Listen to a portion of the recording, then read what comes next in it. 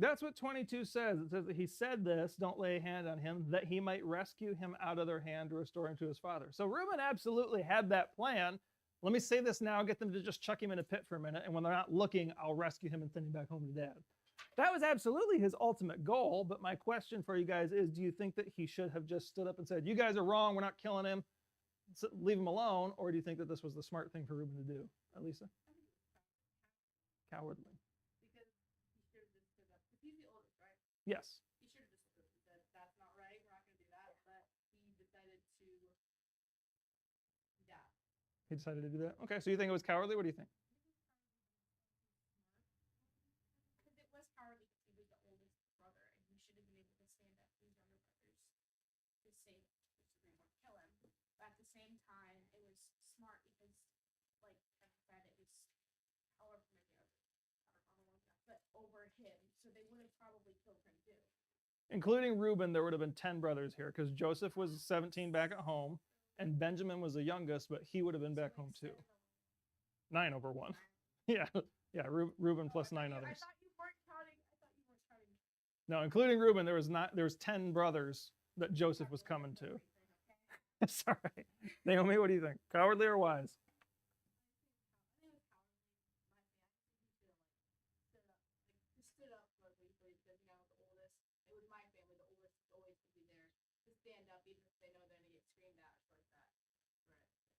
Okay, I can see that. Corbin, last one. What do you think? I think it was smart for one reason. Well, a few reasons.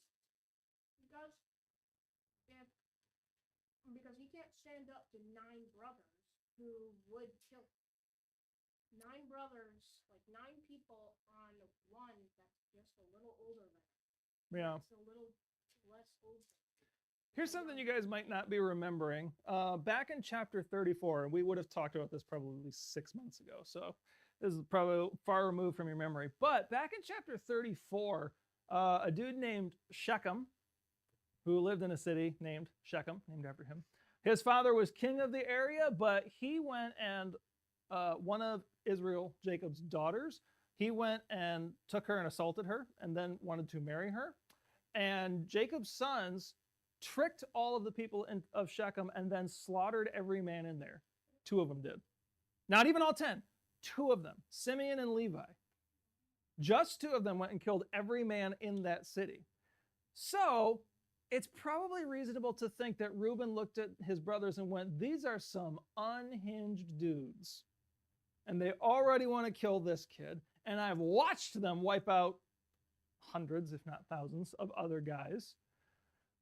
Probably just telling them no, no, no is not going to get the point across.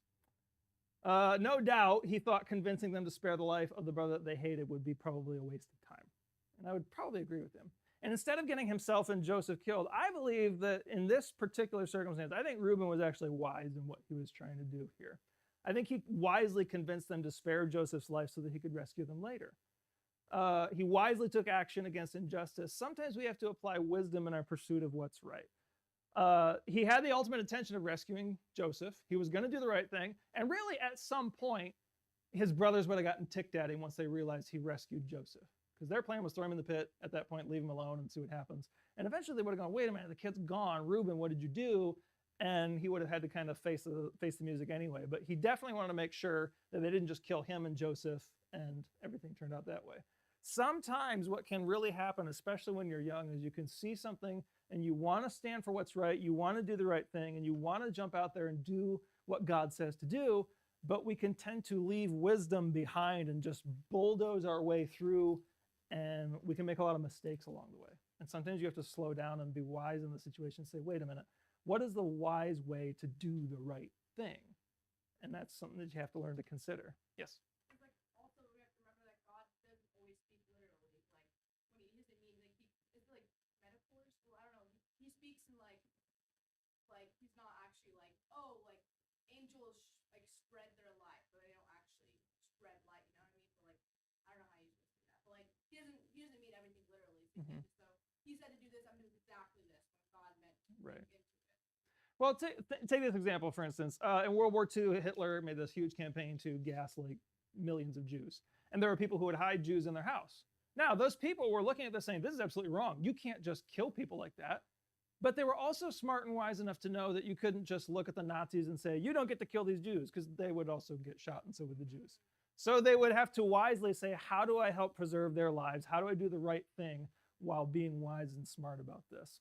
A few verses that go along with this is Proverbs 14, verse 16, which tells us, suspense is killing me. There we go. One who is wise is cautious and turns away from evil, but a fool is reckless and careless. Now, this is cautious in the sense that you should cautiously turn away from evil, but also in what you do, you should be cautious in how you do so. Proverbs 16:23 says, from a wise mind comes wise speech. The words of the wise are persuasive, which is exactly what Reuben did. He said, no, let's not kill him. Let's just put him in a pit for now. He was being persuasive. Proverbs 3:21, my son, do not lose sight of these. Keep sound wisdom and discretion. Discretion is that part where you look and say, how do we carefully approach this situation? So although I can see where you can make an argument for maybe Reuben could have done something differently, I think ultimately he was acting in wisdom in how he was handling his 9 murderous brothers, all things considered. Now, Joseph's brothers found an old dried up well and they tossed him down into it. And here's the thing, later in Genesis chapter 42, they're talking about this instance and we see that Joseph was crying for help and they ignored him. Genesis chapter 42, verse 21 says, fellas, too far. There we go. Genesis 42:21. They said to one another, this is his brothers talking, in truth, we are guilty concerning our brother, and that we saw the distress of his soul when he begged us, and we did not listen. That is why this distress has come upon us. And then Reuben pipes up and says, did I not tell you not to sin against the boy? But you did not listen, so now there comes a reckoning for his blood. More on that when we get to that chapter later. But later on, they step back and realize, we listened to this guy. Imagine listening to your sibling down in a pit that's an old dried up well. You've thrown him down in there and he's begging for you to help him and take him out and not kill him. And you're just coldly ignoring it. That's kind of a dark place for these guys to be. This was an instance of God moving in Joseph's life for God's own great plan. Even though Joseph would not understand it yet, even though he was in that pit crying out to his brothers going, why are you doing this? I just came to check on you. Dad sent me. What is wrong with you guys? God was doing a marvelous thing, letting Joseph be captured by his brothers. In reality, God used Reuben to preserve Joseph's life in the first place. They wanted to kill him. God said no, and he moved Reuben to keep that from happening. But God also had other bigger plans for Joseph. God will often allow hardship and painful circumstances to come our way because he wants to use those things to grow us. The thing is that you have to sometimes remember is that God loves you enough to hurt you if that's what's going to be good for you. Sometimes we look at God and think, well, God allowed this in my life, which means he doesn't love me. No, that's flawed human thinking. There's a lot of things that I have to do with my kids that they would look at me and go, you don't love me because you did that. You disciplined me, so you don't love me. Or you said no to ice cream at 8 o'clock at night, so you don't love me. No, it's because you already had a full meal and 16 snacks, and I know this will give you an even bigger bellyache. We're not doing that. Also, I don't want you like bouncing off the walls when it's bedtime. So I'm going to say no. There are things that God will do or allow in your life that you're not going to like.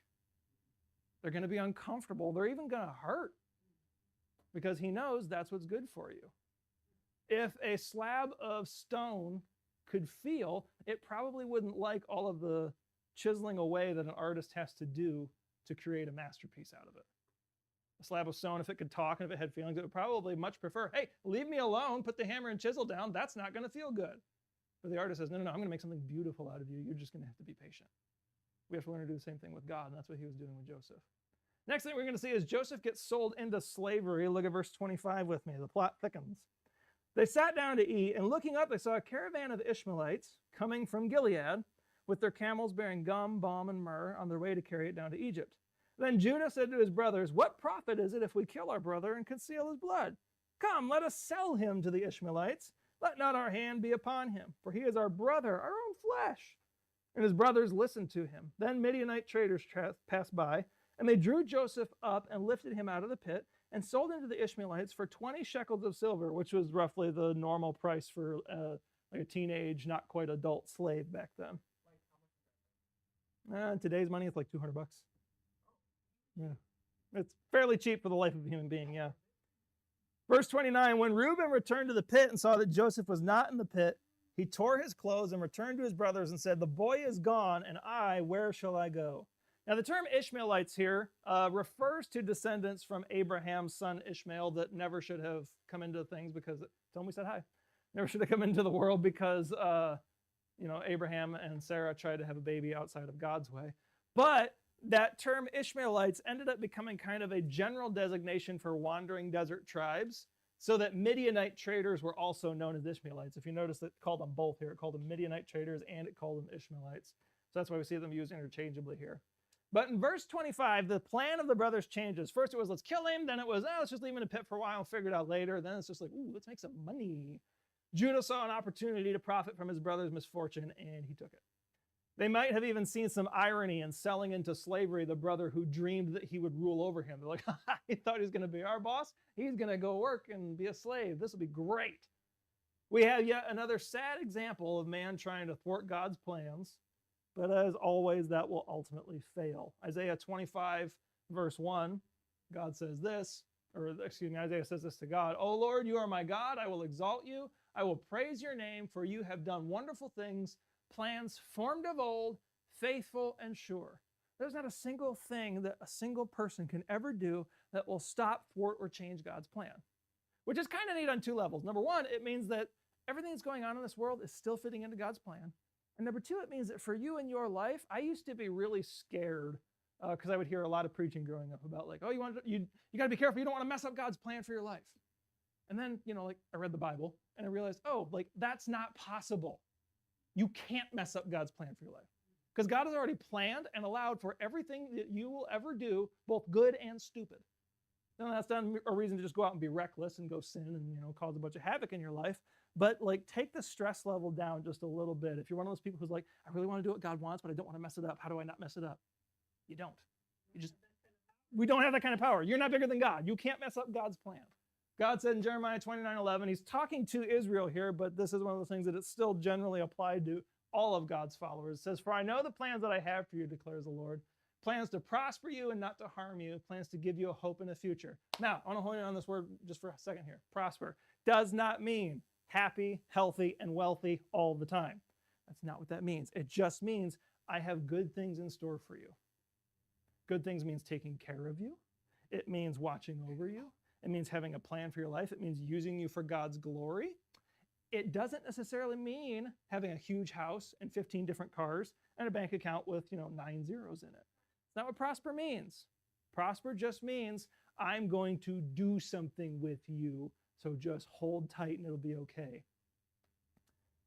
So let me ask you guys this question. When Reuben gets back, he tears his clothes, which is a traditional mourning thing for them back then. And he says, "The boy is gone, and where shall I go?" Why do you think Reuben was so upset when he found out what happened? Yeah, maybe. He's just like, where is this kid? Corbin? Because he loved He loved Joseph. Clearly, he tried to save Joseph's life. Yeah, I think he probably had more brotherly love than the rest of them did. Caleb? Because he respected Joseph more than they did. That's very possible as well. He respected Joseph more than they did. Gabriella? Cared for his little brother. Reuben's words of despair came from the responsibility that he felt as the firstborn to watch over his brothers.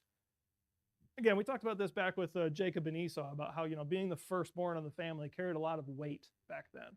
Reuben's father would have held him responsible for Joseph's safety and the other brothers' morality. Again, even though he was sending Joseph to go check on them because he trusted Joseph more, it was still technically Reuben's job to make sure these guys weren't being idiots. If they were out together, it would have been Reuben's job as the oldest son to be watching over them and to be in charge and make sure they weren't doing something like this. It was on Reuben's head. Now, he and his brothers were in deep, and more sin would be required if they were going to cover it up. Isaiah chapter 30, verse 1, God is speaking again to Israel. And he says this, "Ah, stubborn children, declares the Lord, who carry out a plan, but not mine, and who make an alliance, but not of my spirit, that they may add sin to sin." That happens a lot in our lives. You start with one thing, and then you get yourself in a spot, you're just like, oh, dang, I got to do something to cover that up or hide it or do something to make up for that or whatever, and then you just keep adding to it. And we're going to see that that's exactly what his brothers do here. We're going to see they carry on family traditions next in verse 31. Look at verse 31. "They took Joseph's robe and slaughtered a goat and dipped the robe in the blood. And they sent the robe of many colors and brought it to their father. and said, "This we have found. Please identify whether it is your son's robe or not." Notice they did not straight up lie and said, "Joseph's dead. Daddy, Joseph's dead and gone." No, they said, we found this bloody robe. Is this his? And then they just let their dad kind of fill in the gaps. Okay, so they didn't have to have the lie on their conscience. Now that's what they're kind of plotting the whole thing. They're just like, well, we've already done all this. We're going to have to kind of trick dad. But if we don't lie, we can feel better about what we're doing. Playing technical games doesn't really work with sin. Look at verse 33. Jacob looks at it, says he identified it and said, "It is my son's robe. A fierce animal has devoured him. Joseph is without doubt torn to pieces." Then Jacob tore his garments and put sackcloth on his loins and mourned for his son many days. All his sons and daughters rose up to comfort him, but he refused to be comforted and said, "No, I shall go down to Sheol, the grave, to my son mourning." Thus his father wept for him. Meanwhile, the Midianites had sold him in Egypt to Potiphar, an officer of Pharaoh, the captain of the guard. So the boys carried on the family tradition of deception. Abraham had deceived kings regarding his wife. His son Isaac had done the same. Jacob had deceived his brother and father and been deceived by his uncle Laban. And now these men deceived their father and drove him to anguish and torment. Notice the snowball effects of their sin, starting all the way back to when they first got jealous of Joseph.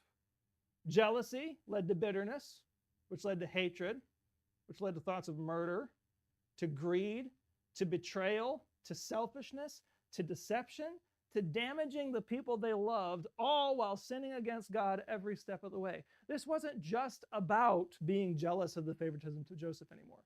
They had let their bitterness grow so far and wide and deep and horrible that now their whole family was wounded. These brothers knew what happened, but now they got other siblings and other people involved. Israel had other daughters and everything going on. The whole family household is now weeping over this dead son who's not dead. And you got these other 10 brothers who are like having to play the game and fake this sorrow the whole time, their guilt just deepening, going, "We know he's not alive, but look how everyone's like broken over this. Like, we did that." Sin grows, festers, mutates, and ultimately it destroys. James 1:15 gives us this process of what happens is that sin comes out of our desires. And it says that when desire has conceived, gives birth to sin, and when sin, when it is fully grown, brings forth death. Sin does not ever stay small. We lie to ourselves thinking it's only going to be this, just this little thing. I'm just going to do this one time, or this one more time, just one more. This is the last time, I swear. Now it's not going to happen again. Oh wait, now I got to do this to cover that up. Well, if anybody finds out I did that to cover that up, that's really going to be bad. So now I'm going to make it this. No, I promise I'm done this time, I swear. And it just, before we know, it's this big, disgusting mess that we have a hard time even looking at ourselves in the mirror because we just let it keep growing. Old preacher by the name of John Owen said, "Be killing your sin or your sin will be killing you." That is how it works. If you don't actively go to Jesus on a regular basis and say, "Lord, help me kill this sin in my life. Help me get rid of it. Not just help me control it, not just help me manage it, help me destroy it. You died on the cross to give me the power to be free from this. Please give me that grace." And what's sad to see too on top of this is that in all of the family's grief, they were overtaken by despair instead of faith. Did you notice what Jacob said? He's just like, no, I won't be comforted. I'll just die and go to my son. Like, that's all there is left for me now. The God who had walked with them through generations was there to comfort them, but they wouldn't go to him. The God who had seen them through a million things. The God that Jacob himself had wrestled with and daily walked with a limp because of that fight was there to bring him comfort. And we don't see him going to God for that comfort. We just see him giving up. When we face hardship and agony, we've got to remember to bring it to God for healing. I've shared with you guys that I've had a couple of funerals this year, my dad and my older brother. Dad I kind of saw coming. Older brother was a shock, and I'm the youngest, so I always kind of figured I'd outlive my other brothers, but I certainly didn't think I'd be burying one of them when he was 49. And those are really hard, difficult, terrible things to have to walk through. But I don't have to do it by myself. Grief is real, and I'm not saying that when something bad happens or when somebody dies that you have to just go, "Oh well," no, that's not the point. But you do need to use those as opportunities to go to God with that grief. Not that you have to go to God and pretend like everything's fine, but you take that pain and you go to God and say, "Lord, this is terrible. It hurts. I don't even know how I'm going to wake up tomorrow. But you're taking it to him instead of just swallowing into a black hole yourself. In 2 Samuel chapter 12, we see David. David has sinned. He stayed home from war, had an affair with a lady called Bathsheba, tried to trick her husband into thinking it was going to be her kid when they found out she was pregnant. When that didn't work, he sent the husband back to war with a plan to get him murdered. That plan worked. The husband's dead. Now Nathan the prophet has shown up and told David, guess what? Because of all of this sin, you're going to be judged by God. The baby's going to die. And we see leading up to this, here's what David's attitude is. Then David arose from the earth, before this, he is weeping. He is begging God. He is praying for some kind of turnaround miracle because the baby's been born, but the baby is sick. He's going, oh, no, please, God. I'm begging you. Please just don't do this. Just let the baby live. The baby dies, just as God has said. Terrible thing that happened in David's life. Then David arose from the earth after he hears that the baby has passed away and washed and anointed himself and changed his clothes, which is really different in their culture. Because again, remember when we talked about Israel hears that Joseph's dead? He tears his clothes, he puts on the sackcloth, he's weeping, he's mourning, he's doing all those things because he hears somebody died. David hears the baby has died, and he goes and takes a shower. He cleans himself up. He's done weeping about it. And then it says, and then he went into the house of the Lord and worshiped. And now a couple of verses in between here, some of the servants are walking around going, hey, David, what are you doing? Like, you were crying while the baby was, like, dying, but now that he's passed, like, you're getting up, you're eating, you're showering, you're going, what are you doing, David? This doesn't make sense. Here's David's answer. He said, while the child was still alive, I fasted and wept, for I said, who knows whether the Lord will be gracious to me that the child may live? But now he's dead. Why should I fast? Can I bring him back again? I shall go to him, but he will not return to me. This is not David just being like, whatever, didn't work, kid's dead, guess I'm moving on with my life. Do you notice what happened before David said this? He did this. He took that to God. He was already going to God the entire time. Lord, please show grace, show mercy. I know you said that this was going to happen and I absolutely deserve it, but please don't. And then when God followed through on what David deserved, he took that to God and he didn't just internalize it all on his own. I'm sure it still hurt. He still had to have a baby funeral, but he took that to God and then he got up and he said, because I have the Lord, I can go another day. It's going to hurt. I'm not looking forward to planning that funeral, but I can take another step. I can walk one more day because of God, because I'm not doing this all on my own. That's the example we ought to follow, not the example that we see here of this family here who just gives into the grief and lets it wrap around them and destroy them. We also see here some undeniable parallels between what Joseph experienced and what Jesus endured. I said before, Joseph is a great example of Jesus because Joseph is a unique character in the Old Testament where we don't see a single thing recorded that he did wrong. Yes, he sinned, he was human, but God never wrote it down for us to learn from.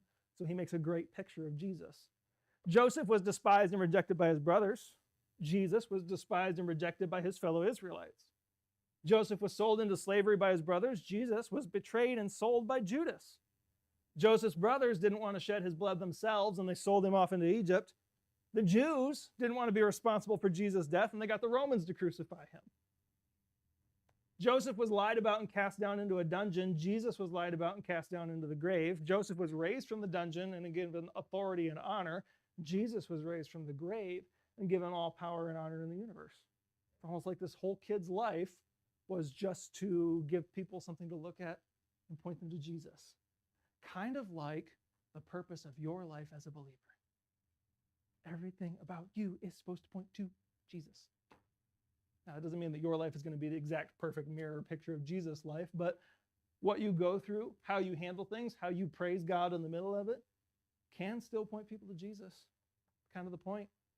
In the lives of both Joseph and Jesus, numerous tragedies were committed against them for the sake of God's plan and glory.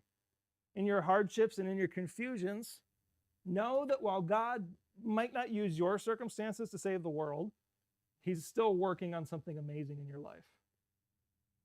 So to bring it to a conclusion, in Joseph's unfortunate dealings at the hands of his wicked brothers, we can also see a connection to what Jesus told us would come for those who desire to follow and live for him. In John chapter 15 and 16, we see Jesus say a couple of things here. Jesus tells his disciples, if you were of the world, or if you really belong to this world, if you were part of it, the world would love you as its own.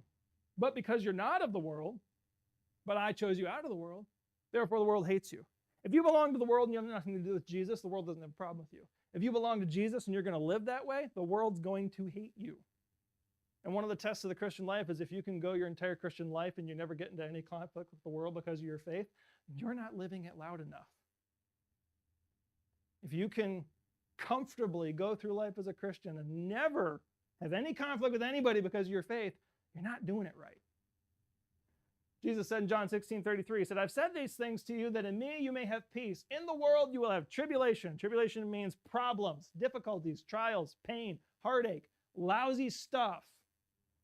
But take heart, I've overcome the world.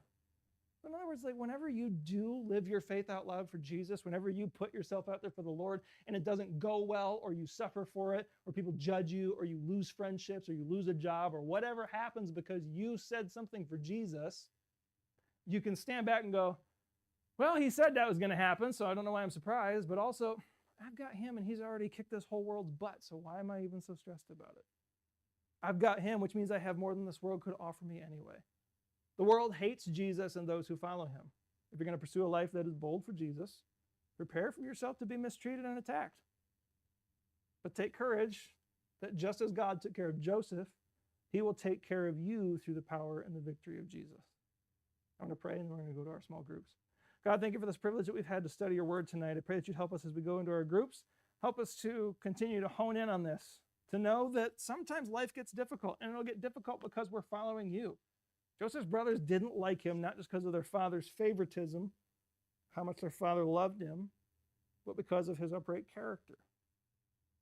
So, Lord, people are going to hate us because we follow you. But help us to take courage knowing that you love us, you've got a plan for us, you're working all things out for our good and for your glory. Pray that you guide our conversations, Lord. It's in your name we pray. Amen. Okay, let's see. What do we have? 1, 2, 3, 4, 5. We got only 5 females.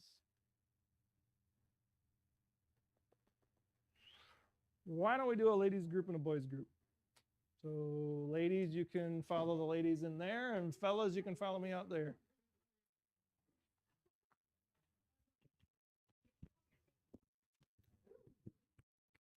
Was this thing struggling tonight? What was the problem? This picture doesn't line